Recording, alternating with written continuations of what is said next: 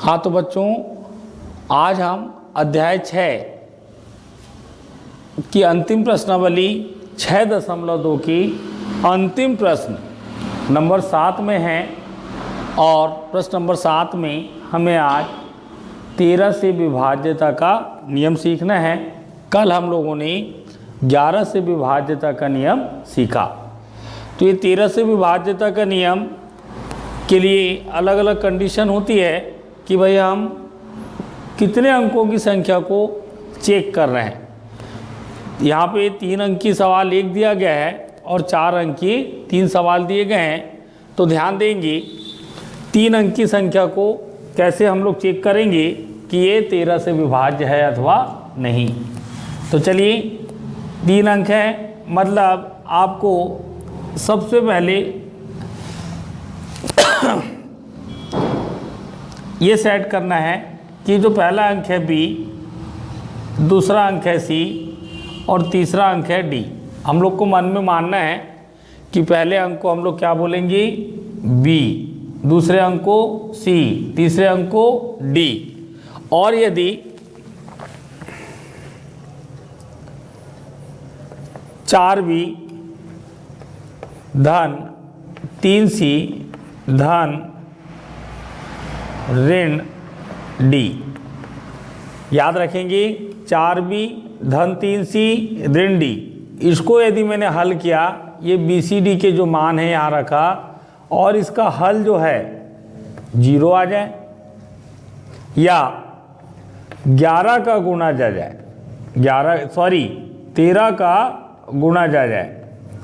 इस कंडीशन में हम बोलेंगे कि ये दी गई संख्या 13 से विभाज्य है और इनके अलावा कुछ और आया तो बोलेंगे यह संख्या 13 से विभाज्य नहीं है। तो चलिए हम समझ गए B का मान 1, C का मान 6, D का मान 9। चलिए यहाँ मान रखें 4 गुणित B का मान 1 धन 3C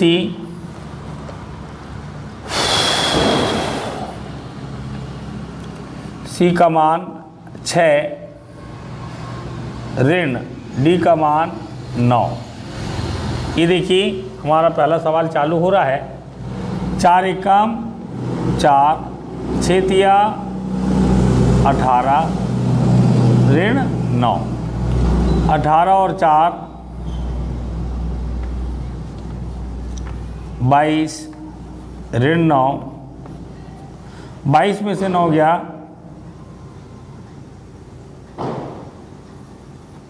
12 में से 9 गया 3, 1 का 1। ये देखिए मैंने 4B धन 3C ऋण D का मान निकाला, हल किया, मेरा उत्तर आया 13। 13 अर्थात 13 का गुणज, और 13 का गुणज आएगा अर्थात मैं बोलूँगा कि ये संख्या 13 से विभाज्य है। यहाँ पर या तो 13 का गुणज आना चाहिए या शून्य आना चाहिए। उसी कंडीशन में हम बोलेंगे कि ये संख्या 13 से विभाज्य है, अर्थात क्या बोलेंगे, अतः यह संख्या मतलब दी गई संख्या, यह सीधा संख्या लिख दो 169 13 से विभाज्य है।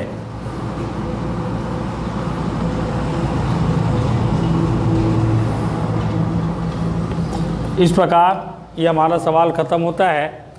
अब सवाल नंबर 2, 3 और 4, ये 4 अंक की संख्या है। इसमें ये कंडीशन बदल जाएगी। पहले वाली वैल्यू को A, पहले अंक को, दूसरे को B, तीसरे को C और चौथे को यहाँ पर D पढ़ेंगे। और उसके अलावा इसकी शर्त रहेगी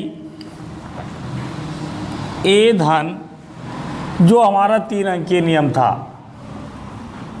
4B धन 3C ऋण D, इसको हल करेंगे। इसको यदि हल करते हैं फिर देखेंगे कि इसका हल 13 का गुणा जाता है या 0। ये 2 चीज़ में से कुछ आएगी तो बोलेंगे 13 से विभाज्य है, इनके अलावा कुछ और आएगा तो बोलेंगे 13 से विभाज्य नहीं है। चलिए A मतलब 2 धन 4, B मतलब 1 धन 3, सी मतलब 9, डी मतलब 7। 2 धन 4 एकम 4, 3 निया 27 ऋण 7। जोड़ेंगे 2 4 6 और 27 33 ऋण 7। 13 में से 7 गया 6 और ये 2। यहाँ देखिए 26 आया और 26 हम जानते हैं कि 13 का गुणज है। क्यों? 13 दूनी 26 होता है। अर्थात यहाँ भी हम लिखेंगे अतः 2197 13 से विभाज्य है।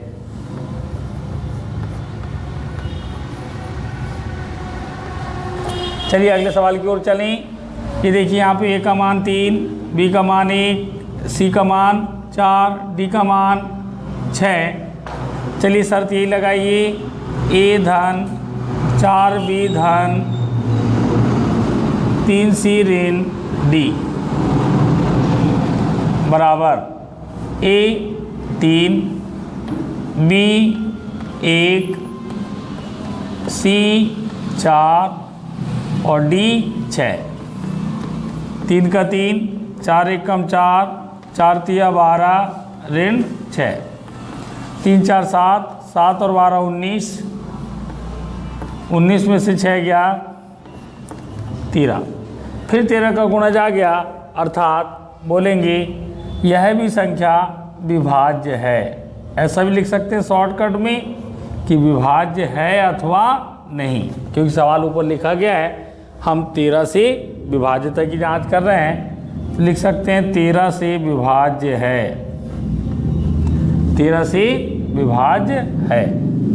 चलिए अगले सवाल की बात करें। ए बी सी डी, शर्त यही लिखें, ए धन 4B धन 3C ऋण डी। चलिए मान रखना शुरू करें भाई।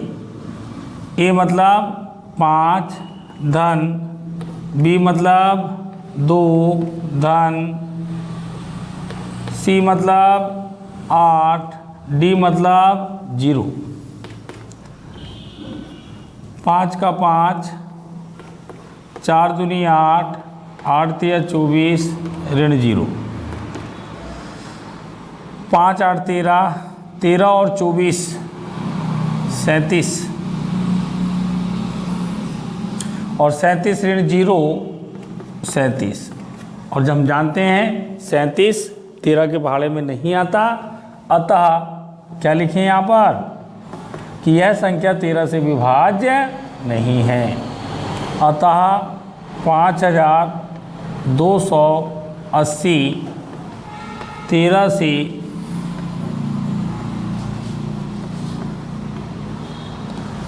विभाज्य नहीं है। सवाल खत्म।